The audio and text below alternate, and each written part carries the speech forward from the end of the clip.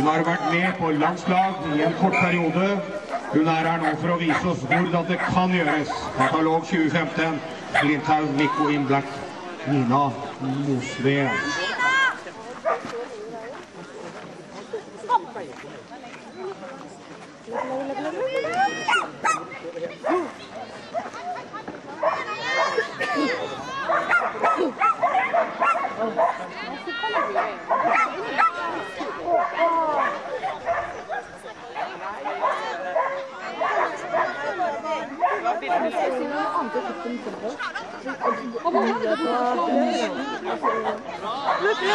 Kom igjen, bruk beina dine! Oi, oi, oi! Da gjelder det bare å få henne.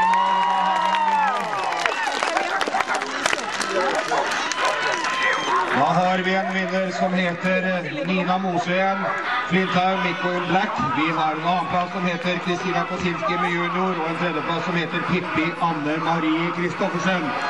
Vi må ha dere folkens inn på æresrunde. Dommeren vil gjerne hilse, han liker å få dem også, tror jeg. Gå ned til Nina, så er nede. Komme her og kjøre æresrunde etter hvert som alle kommer. Der er vi.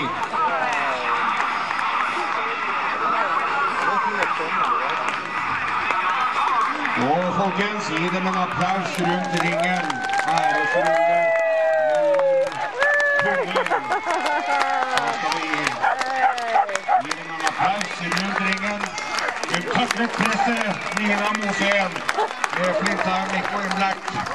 Vi vet det var ikke så mange år siden hun lurte på å skulle fortsette med dette her. I dag er det lykkens dag. I dag